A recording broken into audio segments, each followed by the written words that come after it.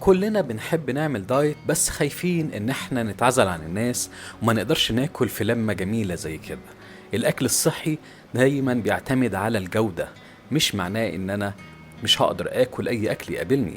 لما نحس بالشعور الضيقة وان انا مش قادر اوصل لنتيجة عشان ابقى في دايت، لازم اخد بالي ان الدايت سهل جدا تعمله في اي وجبات تبقى متوفرة عندك. ممكن تعمل معجنات بسهولة، وتقدر برضو اي انواع سمك، سي فود، اي حاجات معمولة باربيكيو عندك، طيور، لحوم، اي حاجة ممكن نقدر نعملها بالزيت او نقليها. سهل قوي ان احنا نعمل ده الدايت او بانظمة الكيتو دايت. برضو المكسرات ليها حصة كبيرة جدا في نظام الكيتو دايت. الناس اللي متوقعة ان اكله مش هيبقى فيه لا ايس كريم ولا حاجات حلوة ولا بودنج ولا جيلي، كل ده وهم. احنا بنعمل هنا في الحلقات بتاعتنا كل الحاجات اللي تخلي الكيتو دايت او الدايت عامة لو لو كارب او غيره سهل وممتع. تعالوا نبص حتى الاطفال وشوفوا تعبيرات وشها، مش عايزة تسيب رغيف العيش خالص.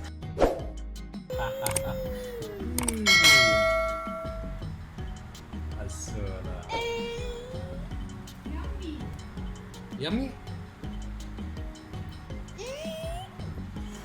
بداية كده عشان نعمل الحواوشي هنستخدم النهاردة دقيق احنا عملنا بيه حلقة قبل كده. دقيق جوز الهند 3/4 كوباية، جبنة موتزاريلا 1.5 كوباية، 5 معالق زبدة سايحة،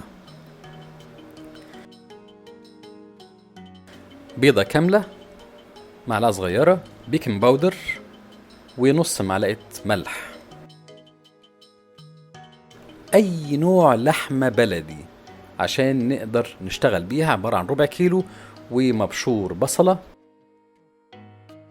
وفلفل حراق، فلفلاية صغيرة. للتزيين هنستخدم سمسم او صفار البيض، طبعا عشان نضيع الزفارة بتاعته هنضيف عليها شوية فلفل اسود. هنبدأ دلوقتي ببولة عميقة، هنحط كل المحتويات الجافة في الاول. المحتويات الجافة اللي احنا قلنا عليها جوز الهند، الملح، البيكنج باودر، ونقلبهم مع بعض كويس. نضيف عليهم البيضة الكاملة ونقلبهم تاني. انا بحب استخدم اليد لان سهل جدا تحس بالملمس بتاع العجينة تحت ايدك. المفروض دلوقتي مع البيضة بتبقى العجينة دي مفرولة في الايد زي ما انتم شايفين كده. نبدأ نضيف عليها الزبدة السايحة ونقلبها كويس لغاية ما تندمج مع الدقيق كويس جدا جدا.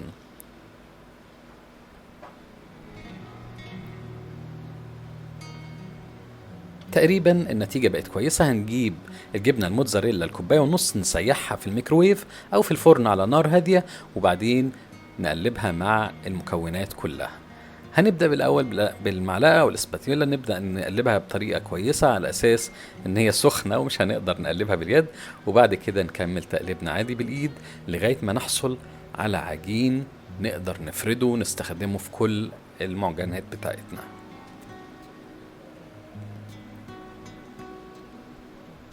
يلا بينا نكمل باليد، لان المعلقه مش هتدي لك نفس الشعور وانت بتدي مع العجين او هو بدأ يندمج ولا لا. طبعا نكون حريصين واحنا بنعمل ده في الاول لان بتبقى الموتزاريلا سايحه وسخنه جدا، فنكون حذرين نلمسها الاول قبل ما نبدأ. طبعا العجين بنبدأ نلم فيه من الاطراف لغايه ما يتكوم على بعض ويبقى كتله واحده زي ما انتم شايفينها كده. العجينة دي هنستخدمها النهاردة نعمل رغيفين حواوشي. الرغيف كافي جدا لشخص واحد. هنقسمها بالنص ونكورهم على قد كل كورة هتبقى للرغيف منفصل. شايفين عجينة جميلة وأحلى من الدقيق وصحي جدا، ومناسبة لكل الناس اللي بتعمل دايت بأي شكل أو الناس اللي عايزة تحافظ على صحتها. هنعصج اللحمة ازاي؟ هنجيب اللحمة البلدي، هنحط المكونات بتاعت التعصيجة اللي احنا قلنا عليها، الفلفل الحراق والبصلة، وندعكهم مع بعض كويس مع الملح. انا بستخدم طبعا دكتور سولت لان فيه مغنيسيوم وبوتاسيوم زيادة، فده مفيد جدا، والصوديوم قليل. هزود شوية بهارات من عندي، فلفل اسود وشوية بابريكا، ونحاول ندمج اللحم مع المكونات التانية، انا بفضل باليد بصراحة. بس كده في الاول عشان البهارات والحاجات دي، وبعد كده نعصرهم مع بعض او نبدأ ندمجهم بطريقة جيدة مع بعض باليد. طبعا اللحمة بنحطها نية، نقسم المكونات اللي احنا عملناها لجزئين عشان كل رغيف هياخد جزء. خلاص المكونات دلوقتي جاهزة والحشوة جاهزة. نجهز اي حاجة عندنا، اي سطح املس ممكن نحط عليه سلوفان زي ما انتم شايفين كده او كيس تلاجة، ونفرد رغيف الحواوشي دلوقتي. طبعا بقدر الامكان نحاول نعمله شكل دائري. انا هوريكم نموذجين، نموذج ان انا اعمله زي الرغيف العادي، ونموذج تاني نفس الرغيف احطه في نصه واقلب عليه النص التاني هيبقى عامل زي نص دايرة. ده النموذج الاول، هنفرده بقدر الامكان. انا اشيله دلوقتي احطه على طول على السطح، واظبط الدوران بتاعه على اساس يكون شكله مظبوط. تمام كده. اللحمة اللي احنا قسمناها هنحطها في الجنب الشمال، جنب واحد بس من الجنبين، الجنب التاني او نغطي بيه رغيف الحواوشي. طبعا نضغط عليه باليد كده على اساس ان احنا نقفل الطرف كويس، ونحاول نوزع اللحمة جوه الرغيف بشكل صح على اساس يبقى في كل الجوانب نفس السمك بتاع اللحمة. ونحطها في صينية تيفال، ونبدأ نجهز الرغيف التاني. هقسم الجزء اللي باقي جزئين على اساس هعمل طبقة تحت من العيش او طبقة تحت من العجين، ونحط الحشو بتاعنا وبعدين طبقة فوقها تاني. طبعا احاول بقدر الامكان هعمله دائرة مظبوطة، الشكل الدائري ده عشان انا هعمل رغيف زي رغيف الحواوشي اللي بيتباع بره في السوق. اخد الجزء التاني من العجينة واعملها برضو بشكل دائري مظبوط،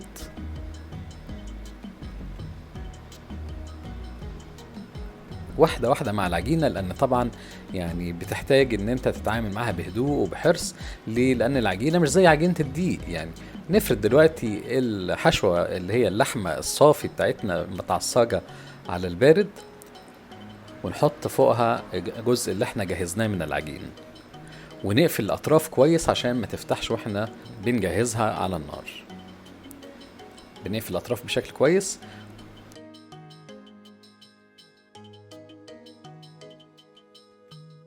نقلبها على الجنب التاني برضو ونضغط عليها، ونطمن ان مستوى توزيعة اللحمة في الداخل كلها متساوية، ونقفلها من الطرف التاني كويس. الاتنين دلوقتي جاهزين وحطينهم في صينية تيفال. هندخلها في الفرن بعد ما ندهن الوش بصفار البيضة اللي انا حطيت عليها شوية فلفل اسود عشان نبعد الزفارة، واضيف عليها شوية سمسم على الوش. لو عايز تحط حبة البركة او اي حاجة محببة عندك اوكي مفيش مشكلة. وندخلها الفرن لمدة 20 دقيقة على نار من 175 ل 180 درجة. دي النتيجة بتاعتنا. هتلاقوا كمية الزيت اللي نازلة قليلة، كل دي زيوت طبيعية نازلة من المكونات اللي احنا عملناها. هنشوف شكلها دلوقتي ازاي، ولما نفتحها ونشوفها من تحت عاملة ازاي. حاجة جميلة وريحة حلوة ووجبة يعني اقول لكش يعني حاجة عظيمة قوي تكفي للفرد وزيادة. طبعا الملمس نفسه والطعم والرغيف متماسك، شايفين عامل ازاي؟ حتى من تحت مش محروق. لما بنشتريه من عند الراجل بره بيبقى محروق من تحت ومليان كله سمنة. طبعا حاجة عظيمة قوي. تعالوا نفتح الرغيف ده، هو طبعا سخن جدا فمنصحش ان احنا نمسكه باليد زي ما انا بعمل كده، بس هنشقه نصين ونشوف شكل الرغيف ايه. طبعا يفضل ناكل جنبه مثلا مخلل، او لو عندك مثلا اي مشروبات حلوة من المشروبات الصحية نشربها معاها. شايفين اللحمة عاملة ازاي جوه، والرغيف متماسك من الاطراف. حاجة جميلة وصحية. انصح كل الناس اللي حابة تعمل دايت اطمن كل الاكلات اللي موجودة في الستريت فود او الاكل الشارع جدا سهل انك تعملها وانت في البيت. لونه جميل وبرضه نفس الطريقة طري، ومن جوه اللحمة بتاعتها مستوية وجميلة. أتمنى دايما تكونوا سعداء في الحلقات اللي بقدمها. أشوفكم على خير، وباي باي.